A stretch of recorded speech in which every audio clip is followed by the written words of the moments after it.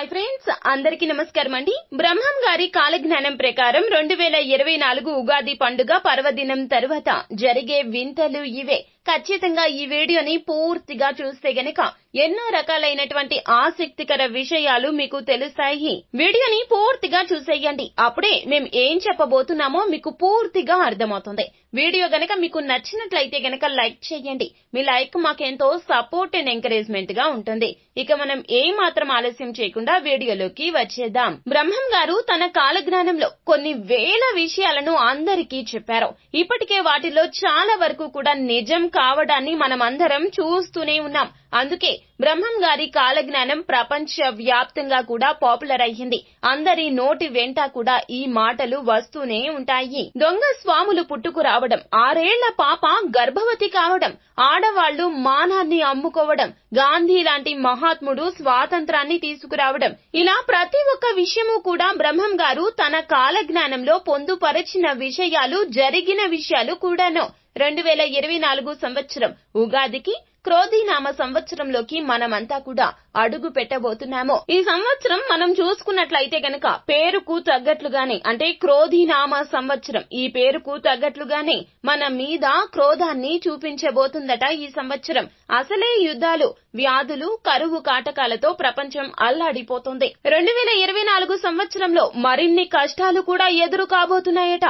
బ్రహ్మం గారు తన కాలజ్ఞానంలో వీటి గురించి చెప్పారట. ఈ సంవత్సరంలో వచ్చే వైశాఖ అమావాస్య రోజున దేశానికి ఈశాన్యాన ఒక కారడవిలో ఉన్న గ్రామంలో ఒక వింత వ్యాధి పుడుతుందట. అది క్రమంగా పెరిగి ప్రపంచం మొత్తం కూడా వ్యాపిస్తుందట. ఆ ప్రాణాంతక వ్యాధికి మందు కూడా లేదని, దీని బారిన పడి అనేక మంది ప్రజలు ఒంటి నిండా బొబ్బలు పుట్టి తమ ఆర్తనాదాలు చేసుకుంటూ ఎంతో ఇబ్బందులు పడుతూ, బాధలు పడుతూ, కష్టాలు అనుభవిస్తూ చిక్కి శల్యమైపోయి మరణిస్తారట. భవిష్యత్తులో కనకదుర్గమ్మ ముక్కు పుడకను గంగా నది తాకుతుందని చెప్పారు. జల ప్రళయం ఏర్పడి నాగార్జున సాగర్ బీటలు పడితే కృష్ణా నదికి వరదలు వచ్చి ఇంద్రకీలాద్రిని తాకే ఛాన్స్ ఉందట. అలాగే కృష్ణా నది మధ్యలో బంగారు రథం పుడుతుందని, అది చూసిన వారికి దాని యొక్క కాంతి వల్ల కళ్ళు కనిపించకుండా పోతాయని కాలజ్ఞానంలో పొందుపరచబడి ఉంది. ఇది కూడా అందరికీ తెలిసిన విషయమే. ఆకాశంలో వింత నక్షత్రం ఒకటి పుడుతుంది. అది రంగురంగుల కాంతులను విరజిమ్ముతూ ఉంటుంది. ఆ తర్వాత దేశంలో అనేక వింత సంఘటనలు ప్రారంభమవుతాయి. ఈ సంవత్సరంలో చాలా మంది కూడా మనుషులు 20 ఏళ్ల కంటే ఎక్కువ కాలం జీవించి ఉండరని కాలజ్ఞానంలో ఉంది. అంటే చాలా మంది అతి చిన్న వయసులోనే, 20 సంవత్సరాల వయసులోనే చనిపోతారట.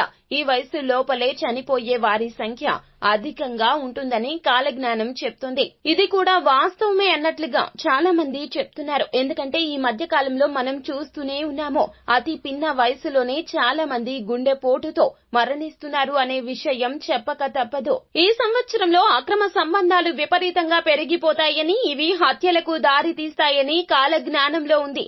ఇంకా కొద్ది రోజుల్లోనే తిరుపతికి వెళ్లే అన్ని దారులు కూడా మూసుకుపోతాయని బ్రహ్మం గారు ఎప్పుడో చెప్పారు. అలాగే తిరుపతిలో ఉన్న వెంకటేశ్వర స్వామి సంపదను 6 దొంగలు దోచుకుపోతారట. శ్రీశైలంలో ఉన్న మల్లికార్జున స్వామి తన భక్తులతో మాట్లాడతాడట.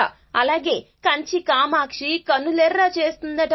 ఆ దాటికి దక్షిణాదిన ఉన్న జనులు అందరూ కూడా మరణిస్తారట. ఆ దాటికి దక్షిణాన ఉన్నటువంటి జనులు అందరూ కూడా మరణిస్తారట.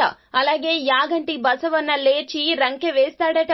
గోదావరి నదుల మధ్యన ఆవులు గుంపులు గుంపులుగా కూడి ప్రాణాలు విడవడం జరుగుతుందని బ్రహ్మం గారు తన కాలజ్ఞానంలో ముందుగానే ఊహించి చెప్పడం జరిగింది. శ్రీకాళహస్తి గుడిలో దోపిడీ జరుగుతుందట.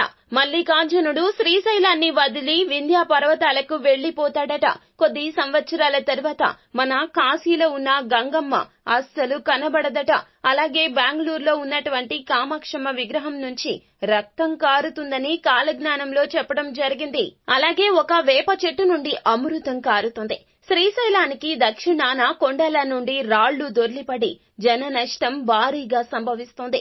పగిలినటువంటి ఆ రాతి ముక్కలు లేచి ఆకాశానికి ఎగురుతాయి. 2060 నాటికి ప్రపంచ జనాభా అంతా సగానికి పైగా తగ్గిపోతుంది. అలాగే ఈ సంవత్సరంలో విపరీతమైన ఎండల కారణంగా వ్యవసాయ భూములు ధాన్యాన్ని ఉత్పత్తి చేయలేకపోతాయి.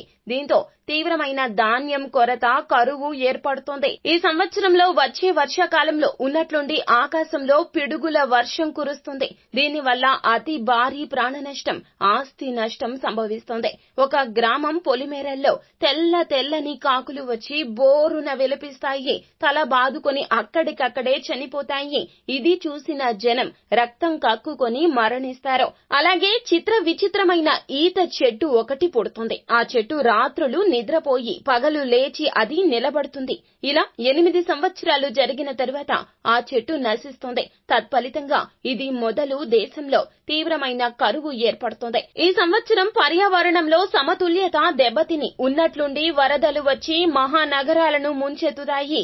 అలాగే ఈ సంవత్సరంలో కలకత్తా నగరంలో పెద్ద భూకంపం సంభవించబోతోంది. దీనివల్ల అపార ప్రాణ ఆస్తి నష్టం జరుగుతుంది. పెనుగొండలో పెద్ద పులులు బాగా తిరుగుతాయి. అతి త్వరలోనే నెల్లూరు సీమ నీటిలో మునిగిపోతుంది. బ్రహ్మం గారి కాలజ్ఞానంలో ఇప్పటి వరకు జరిగిన కొన్ని నిజాలు ఏమిటో కూడా తెలుసుకుందాము. కాశీలోని దేవాలయం 40 రోజులు పాడుపడుతుందని బ్రహ్మం గారు కాలజ్ఞానంలో వివరించారు. ఆయన చెప్పినట్లుగానే 1910లో గంగా నదికి తీవ్రంగా వరదలు వచ్చాయి. ఆ సమయంలో అక్కడ కలరా వ్యాపించింది. దీనివల్ల ఆ సమయంలో కాశీ పుణ్యక్షేత్రం సందర్శించుకునేందుకు భక్తులు ఎవ్వరూ వెళ్లలేదు. ఇక నీళ్లతో విద్యుత్ దీపాలు వెలిగిస్తారు అని చెప్పారు.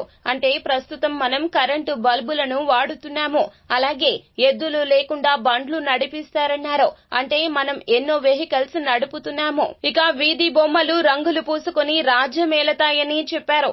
అంటే సినిమా యాక్టర్స్ ఎంతో మంది రాజకీయాల్లోకి వచ్చారు, ఇంకా రాణిస్తున్నారు కూడాను. ఇకపోతే అతి ముఖ్యమైన అంశము, గట్టివాడైన పొట్టివాడు ఒకడు దేశాన్ని పాలిస్తారని చెప్పారు. అంటే లాల్ బహదూర్ శాస్త్రి అని చెప్పవచ్చును. ఇంకా ఒక వితంతువు 16 సంవత్సరాలు రాజ్యం ఏలుతుందని అన్నారు. అంటే ఇందిరాగాంధీ గారు దేశాన్ని 16 సంవత్సరాల పాటు పరిపాలించారని చెప్పవచ్చును.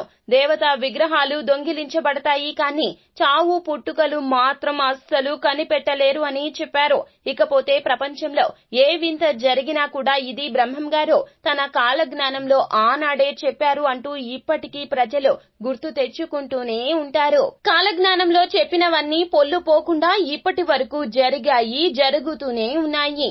బ్రహ్మం గారు కాలజ్ఞాన పత్రాలు ఒక చింత చెట్టు దగ్గర పాతి పెట్టారు. ఆ గ్రామంలో ఏమైనా వ్యాధులు, ప్రమాదాలు జరిగే ముందు సూచనగా చింత చెట్టుకు ఉన్న పూత మొత్తం ఒకే రాత్రికి రాలిపోయి జరగబోయే అశుభాన్ని కూడా సూచిస్తుందట. సో ఫ్రెండ్స్, చూశారు కదా బ్రహ్మం గారి కాలజ్ఞానం ప్రకారం జరగబోయే అంశాలు ఏ విధంగా ఉన్నాయో. జరిగినటువంటి అంశాలు మనకి సాక్ష్యాలుగా నిలుస్తున్నాయి. జరగబోయే భవిష్యత్తు గురించి కూడా బ్రహ్మం గారు ఎప్పుడో మనకి చెప్పకనే చెప్పారు. ఈ 2024 సంవత్సరంలో ఉగాది తర్వాత కూడా ఇటువంటి ఘటనలు జరగబోతున్నాయి. సో ఫ్రెండ్స్, చూశారు కదా, ఈ వీడియో గనక మీకు నచ్చినట్లయితే గనక లైక్ చేయండి. మరిన్ని వీడియోస్ కోసం మా ఛానల్ ని సబ్స్క్రైబ్ చేసుకుని పక్కనే ఉన్న బెల్ ఐకాన్ లో ఆల్ టాప్ చేయడాన్ని మాత్రం అస్సలు మీరు మర్చిపోవద్దు. Thank you.